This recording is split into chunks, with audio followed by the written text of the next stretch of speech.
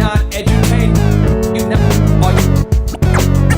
Let me give you an example of how I've seen this work before. One of the companies that we all know is Starbucks. And we all know their CEO, Schultz, okay? Mr. Schultz. Well, this guy had the idea, right? The idea that he could, in fact, reinvent the coffee industry. And I'll give you his story. He basically was an executive. He did very well. He transitioned out of a career. He travels to Europe.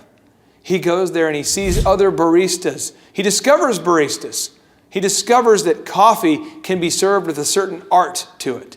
And he becomes excited about the concept of basically exporting the barista concept from Europe over to the United States.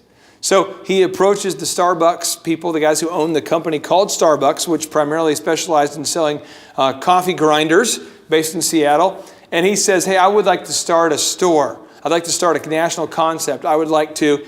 And they say, well, that's great, but you need to be a top what? Technician. So he goes to work with them. This is humbling. He's a guy who's done well, and now he's working as a technician for a group of guys. It's called Starbucks in Seattle. That the company wasn't, financially destitute, but they were not thriving. They were not a big company.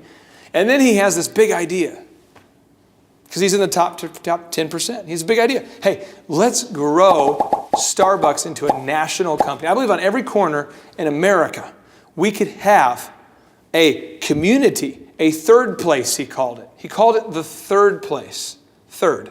Not home, not work, but a place where you could connect with other people and fellowship with other people and to enjoy coffee, to enjoy beverages. You would actually pay a premium price to be in a place that's nice because you could fellowship with others. The cost of coffee became insignificant because it was a great place to do a business meeting, to connect with friends and family, to meet people. It became a community center, like an upscale community center, just like he had seen in Europe. He cast that vision. Well, then he has this big idea. Then he moves into the management phase because the idea worked. His store number 1 took off. People in Starbucks loved it. Store 2, store 3, store 4. Now, though, he's managing 5 stores. Well, the bathrooms have to be cleaned. The coffee has to be made every 30 minutes. The overhead music ambiance has to be controlled. The smell of the place has to be taken care of. People have to have schedules. Managers have insurance.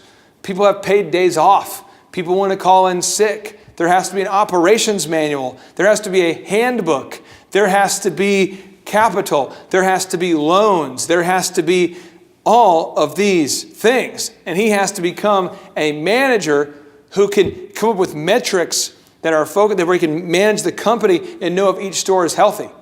So he had to get into the numbers. Was he a numbers guy when he was here? Maybe he was, but he had to transition into becoming a metrics-focused person. He'd be the kind of person who was absolutely obsessive about the numbers, the detail, the differences in the detail. He had to make sure that every single store was exactly a carbon copy of the other, and that each store operated at a profit. A what? Profit. Why? Because it's a business. This is not a charity. It's not a ministry. It's a business. He had to make profit. Then he transitions. He has to come back into this now to become the vision caster, to inspire thousands and thousands upon thousands of baristas coast to coast to come work for the company, right? So now what does Starbucks stand for? Well, they say at Starbucks, if you come work at Starbucks, we're going to offer health care to all of our employees. At Starbucks, when you buy our water, we're going to take the money that you pay us for the water that we sell, and we're going to help create wells, freshwater wells in third world countries. At Starbucks, we're going to help support America's small business. At Starbucks, we're going to, and he created a vision that has then re-energized that base.